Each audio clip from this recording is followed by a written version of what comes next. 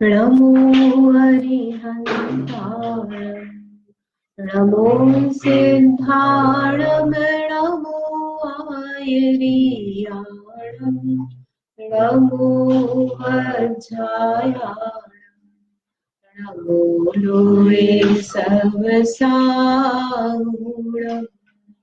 मोक्षमार्गस्य नेतारं नेतारं कर्मभूता ज्ञातारं विश्वतत्त्वानां वन्दे तद्गुणधामम्।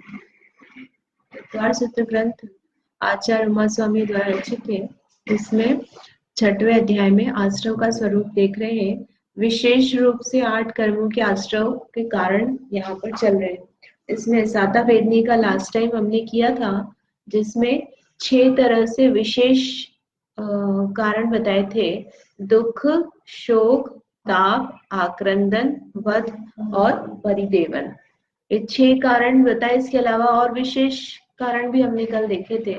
अब इसमें यहाँ पर प्रश्न होता है कि जो शोक है, दुख है, ये सब ऑलमोस्ट एक जैसे लगते हैं। दुख कह दिया, शोक होने पर भी दुख हो रहा है, ताप होने पर भी दुख हो रहा है ना, किसी का वियोग हो गया, क्रंदन, ये सब दुख रूप ही है।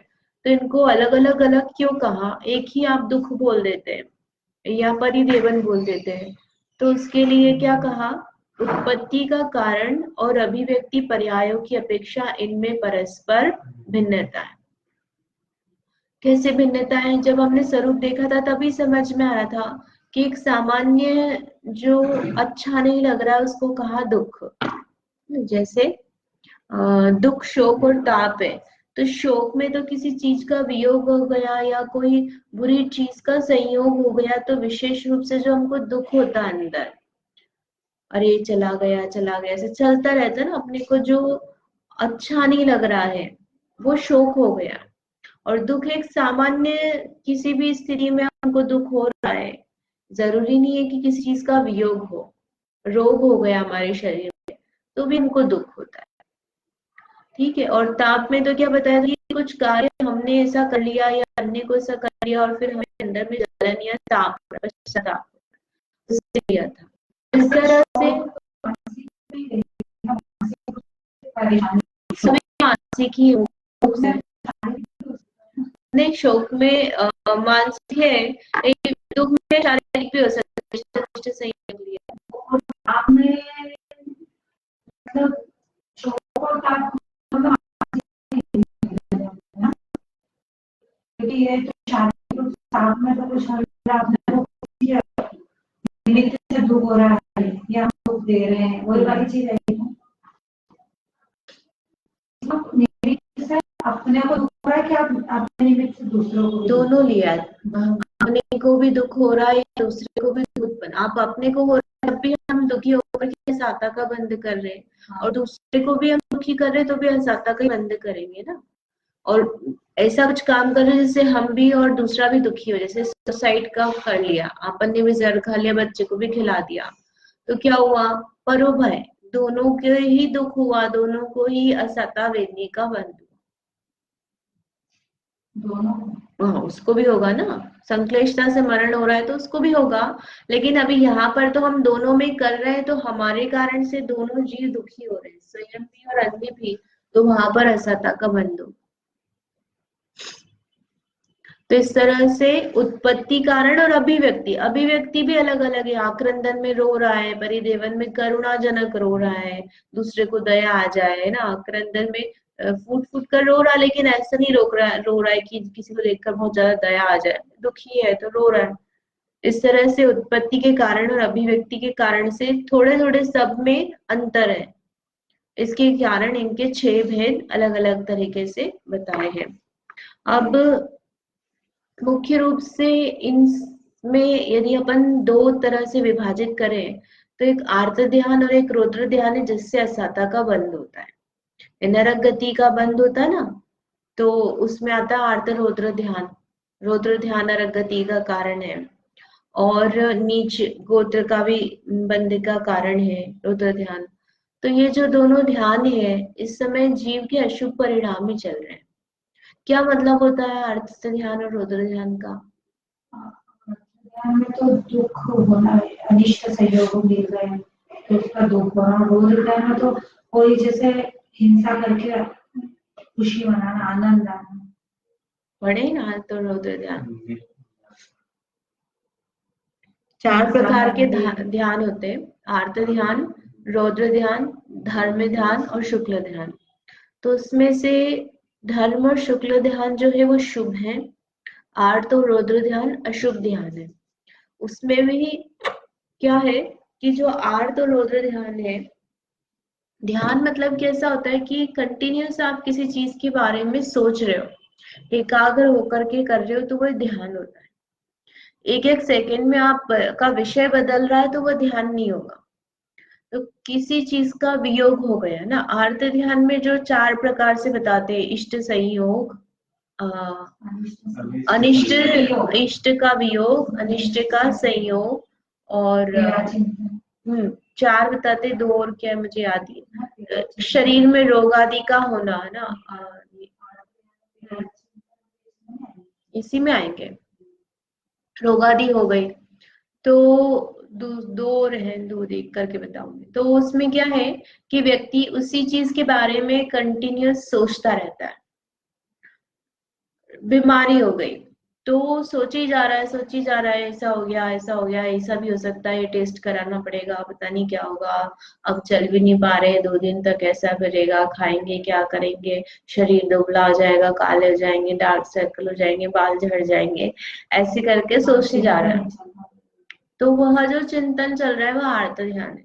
लाइक किसी ने मार दिया, झगड़ा हो गया हमारा, झगड़ा हो जाता है तो फिर सोचे जा रहा है वो झगड़े के बारे में कि उसने ऐसा बोला था, ऐसा कर दिया। अरे जो झगड़ा हुआ अपना घर में, उसी को लेकर के हम बार बार विचार कर रहे हैं, तो वह आर्त ध्यान है। बोलते ना क्या रोना लेकर बैठ गए हो, तो बोल भी रहा है, मतलब वो सोच रहा है तभी तो बोल रहा है ना। ठीक है। तो आर्त ध्यान में कंटिन्यूस शोक हो रहा है, जो इष्ट अनिष्ट का वियोग संयोग हो रहा है, उसमें जो कंटिन्यूस चिंतन चल रहा है वह आर्त ध्यान है। आर्त यानी पीड़ा, जिसमें जीव दुखी हो रहा है, उसको सोच करके कुछ अच्छा नहीं हासिल हो रहा है, वह आर्त ध्यान है। आरत यानी आरती लेते हैं वहां पे। तो अब जैसे ज्वेलरी गुम हो गई, ज्वेलरी गुम हो गई तो क्या है, इसको चलता रहेगा, दो जब तक मिलेगी नहीं या उसको पता नहीं चलेगा किसने ली, तब तक उसका जो दिमाग है कंटिन्यूस उसके बारे में सोचा करेगा। तो ये जो है ये आर्त ध्यान है, और उससे कुछ हासिल नहीं होना है। आर्त ने पीड़ा पूरी ना, आत्मा को जो सोचे जा रहा है, नेगेटिव सोचे जा रहा है, दुख वाली बातें सोचे जा रहा है कि शादी में ऐसा कर दिया था, इन्होंने ऐसा बोल दिया, ऐसा कर दिया, मुझे कभी जीवन में ऐसा नहीं दिया, तो दुखी हो रहा है, कुछ सुख नहीं होना है। तो आर्त ध्यान करने से असता का बंध होता है। और रौद्र ध्यान बताया, रौद्र ध्यान मतलब क्या, रौद्र, रुद्र परिणाम, रौद्र यानी कठोर परिणाम। कठोर परिणाम का मतलब क्या है कि पाप काम कर रहे हैं, हिंसा, झूठ, चोरी, कुशील, परिग्रह आदि, ये पांचों पाप है। तो पांचों पाप करके जीव खुश हो रहा है, मकोड़े को मार के खुश हो रहा है, बच्चे को मार के खुश हो रहा है, किसी का दुख आ पड़ा उसको देख करके खुश हो रहा है, एक बच्चे ने दूसरे बच्चे को मारा देख करके खुश हो रहा है। आनंद मनाना, हिंसा में आनंद मनाना, किसी ने चोरी कर ली या हमने चोरी करी और फिर हम आनंदित हो रहे हैं, तो ऐसे पाप कार्य करके आनंद मनाना, वह तो और ही बुरा है। कठोरता आ गई ना इसमें, आपको वात्सल्य दया भाव है ही नहीं कोई अन्य जीव के प्रति। तो वह रौद्र ध्यान भी कैसा है, असाता वेदनी का आश्रय का कारण है। इसी को स्वर पर दोनों में लगाया है। स्वर पर में कैसे लिखा है कि दुखादि जब स्वयं में किए जाते हैं तब अरति रूप परिणाम है, संक्लेश है, आर्त ध्यान है। दुख, शोक, ताप ऐसे परिणाम कर रहा है, यानी शोक हो रहा है उसको, तब भी क्या चल रहा है, आर्त ध्यान, है ना। कुछ बुरा लग रहा है तभी शोक हो रहा है ना, उसको रोना आ रहा है, दुख हो रहा है, आक्रंदन है, ताप है, खुद में जब जब वो जीव विचार कर रहा है तो उसको दुख हो रहा है, असाता वेदनी का बंद हो रहा है। और वो कब है? आर्त ध्यान रूप है, जब स्वयं में है।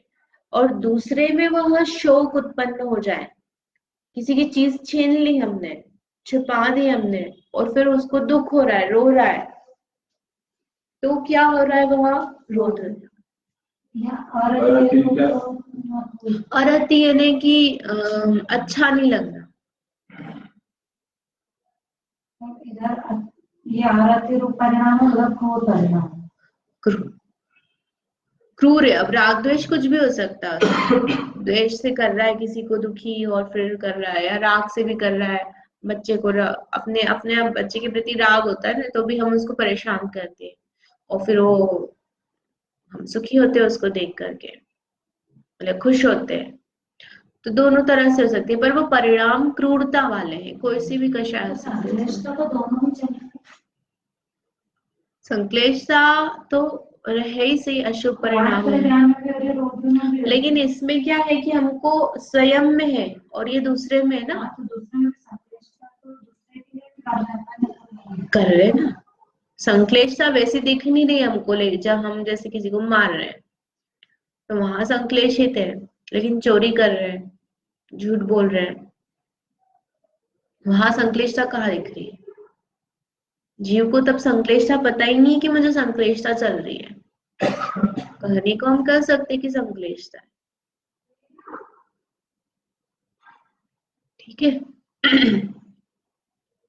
अब यहाँ पर एक प्रश्न आता है कि जैसे शरीर में कुछ घटना रोग इत्यादि होता है तो हमको बुरा लगता है, दुख होता है, असाता का बंध होता है।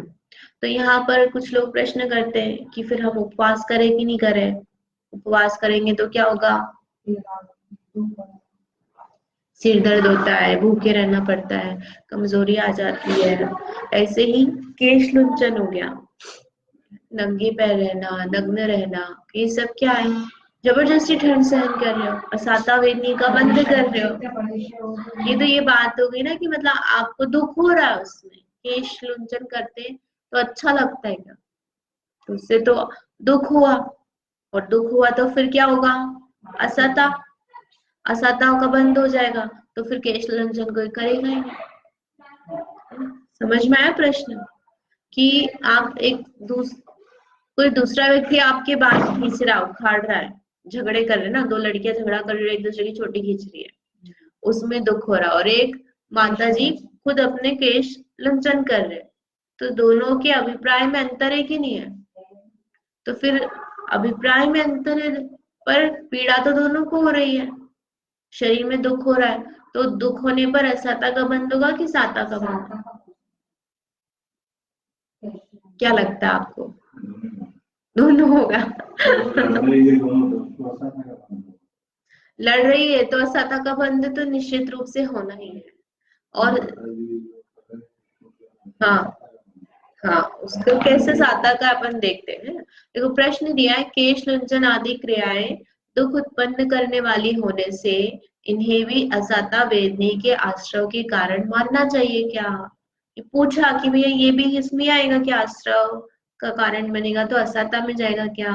तो उसमें क्या हुआ कि क्रोधादि के कारण द्वेष पूर्वक होने वाले स्व पर रुभय के दुखादि परिणाम पापाश्रव के हेतु माने गए। मतलब जो हम समझ कर आए हैं, जैसे किसी को हमने गुस्से में मारा तो दूसरे में दुख हुआ, किसी को हमने इंसल्ट कर दी 10 लोगों के बीच में, अरे तुम बेकार खाना बनाते हो, तुम बदसूरत हो, क्या कपड़े पहन कर आ गए, तो उसको दुख हुआ, वहां हमको असता वेदनी का बंध हो। दूसरे में किया ना, दोनों में लिया ना, अपने स्व में भी लिया, पर में लिया है। हमको क्या अभी तक अपना खुद का ही दिखता है कि मुझे अच्छा नहीं लग रहा है तो मेरे असता का उदय है और मैं अवसता मान रहा हूँ, लेकिन हम दूसरे को भी दुख ही कर रहे हैं, तो भाव हिंसा तो हो ही गई ना वहां पे। और भाव हिंसा है यानी पाप है, पाप है ने आश्रव है असता, उसके बंदे नहीं बने वाला बात है, अपने को बंध रहा है।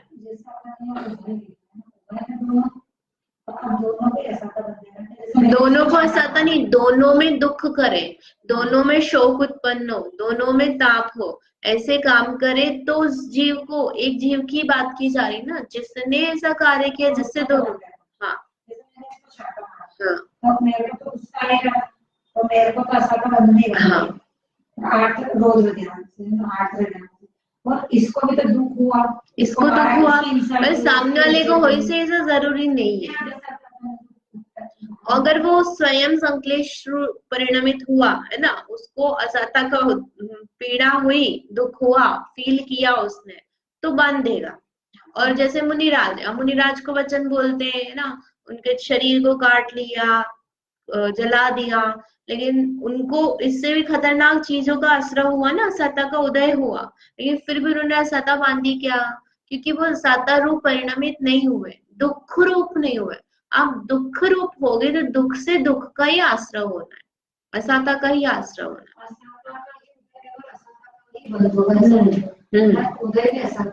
असाता ही चल रहा है ना, उसको पीड़ा हो रही तो असाता का उदय की असाता का। साता का उदय होते हुए जीव असाता बांध सकता है ना, पाप रूप रौद्र ध्यान है, रौद्र ध्यान वाले जो काम कर रहा है, तो उसमें वो अच्छा फील हो रहा है ना, उसको खुशी हो रही है, तो साता का उदय बोलेंगे। और काम कैसे कर रहा, आश्रय किसका हो रहा है? असाता का। चोरी करके खुश हो रहा है, तो खुश हो रहा है तो वहां चोरी कर ली, चीज मिल गई, तो उसको अपन साता पुण्य का उदय बोलेंगे, भैया इसको चीज मिल गई, पकड़ा नहीं गया। लेकिन उसने जो काम किया वहां पे, उससे उसको बंध किसका होगा? असाता का। उसमें असाता का उदय, असाता का बंध, आर्त ध्यान में दोनों, रौद्र में हाँ ठीक है। तो ये जो है सामान्य स्थिति में जो आश्रव असाता का मतलब दुख हो रहा है, दुख शोक ताप आक्रंदन हो रहे हैं, तो वहां पर असाता का बंध है ना, वहां तो माना गया है, उससे क्या हो रहा है, वो पापाश्रव का हेतु है। लेकिन स्वेच्छा से आत्म विशुद्धि के अर्थ किए जाने वाले तप आदि बंध के कारण नहीं माने गए। यदि इनसे भी बंद होने लग जाए तो जीव का मोक्ष मार्ग पर चलने पर भी मुक्ति प्राप्त नहीं हो सकती, उपवास करने पर भी निर्जरा नहीं हो पाएगी, क्योंकि असाता बन रही है। असाता तो छठे गुण स्थान के बाद बनना ही बंद हो जाती है, आश्रम ही नहीं है, और उपसर्ग इत्यादि तो छठे सातवें गुण स्थान में, तो वहां पर परिणाम दुख रूप नहीं है, इसलिए असाता का बंध नहीं होता है। तो विशुद्धि बढ़ रही ना, आप खुद करके देखो, आपने उपवास किया तो आपको असाता हुई कि अंदर में विशुद्धि बढ़ी, अच्छा लगा, अच्छा लगता है ना, अपन ने कुछ अच्छा किया, कुछ हमने उपलब्धि हुई है, हमने पूजा करी तो अच्छा लगता है, भले ही थोड़ी देर भूखा रहना है, पढ़ा है ना, विधान करा तो अच्छा लगता है, ऐसे ही कैशलुंचन किया तो अच्छा लगता है, विशुद्धि होती है, शरीर के प्रति ममत्व घटा रहे हैं ना वहां पे, इसलिए वो हक आसाता का आश्रव का कारण नहीं है, शुभ ही है, शुभ कार्य में जाएगा। ठीक है, समझ में आया? अब इसके बाद में साता वेदनी के आश्रव के कारण बताते हैं। असाता जो है उससे आप विपरीत कर लो, असाता में अपने सारे पाप रूप काम किए, दुख रूप काम किए, अब यहाँ पे कैसा होना चाहिए? उल्टा, शुभ काम करोगे, शांत रहोगे, है ना, क्रोधादि नहीं करोगे, कषाएं आपकी शमित रहेंगी, दूसरों पर आप दुख की जगह क्या करो? उपकार करोगे, तो किसका आश्रय होगा? साता का। उल्टा है साता असाता, क्योंकि साता से सुख है, असाता से दुख है हमको उदय में, तो काम भी उसमें वैसे ही होगा। यदि हम अच्छा काम करेंगे तो साता का बंध होगा, और यदि हम बुरा काम करेंगे तो असाता का बंध। ठीक है, सूत्र पढ़ते, सूत्र नंबर 12। भूत वृत्यनुकंपा दान सराग संयमादि योग शांति शौच मिति सद्वेद्यस्य।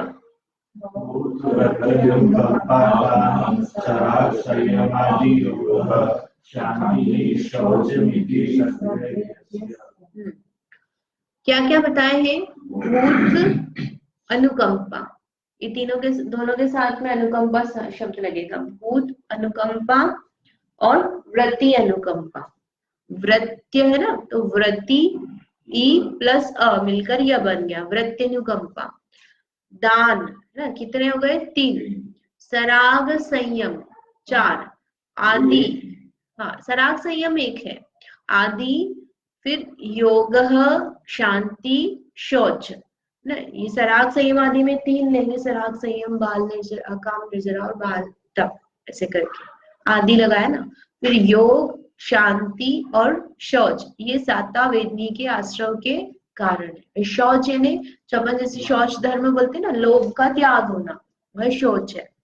और योग, शांति, कषायों का क्षमन, एक एक करके समझते हैं। ये सब किसके आश्रव के कारण बताएं? साता वेदनी।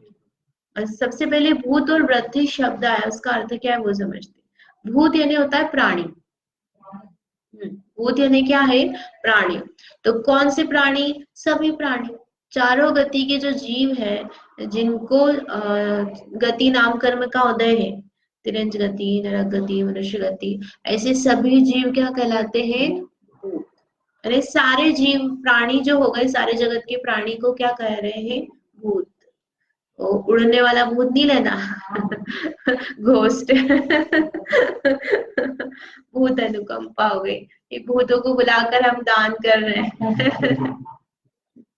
भूत की जगह क्या हो गए? पितर हो गए। वो वाला नहीं लेना। फिर व्रति, व्रति में क्या हो गया? प्राणी में तो क्या आ गए? सारे जगत के लोग आ गए। व्रति में लेकिन विशेष लोग आ गए। कौन आ गए? महाव्रति, देशव्रति, है ना, एक देश व्रत धारण किया है जिन्होंने, ऐसे जिन धर्म का पालन करने वाले जो अणुव्रति, महाव्रति, वो कौन हो गए? व्रति। तो जो अहिंसादि व्रत को धारण करते हैं। अब 2 शब्द आए थे ना, भूत अनुकंपा और व्रति अनुकंपा।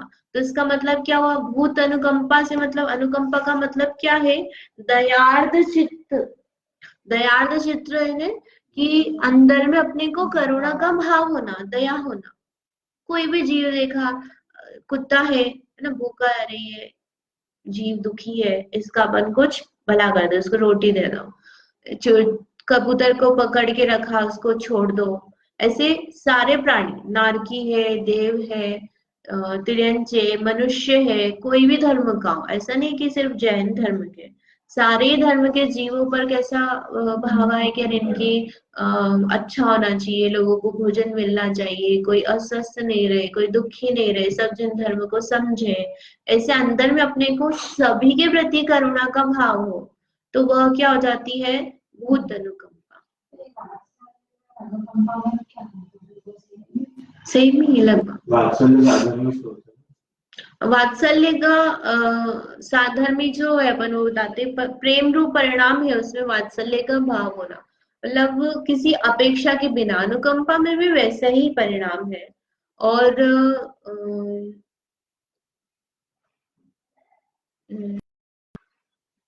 वात्सल्य में और अनुकंपा दोनों में ऐसा है कि जैसे दिखे ही सही, ऐसा जरूरी नहीं है, हमारे अंदर में भाव होना चाहिए कि अरे ये साधर्मी है, इनका अपने को कुछ करना। हम कर पाए नहीं कर पाए वो अलग बात है, लगभग सेम ही है उसमें।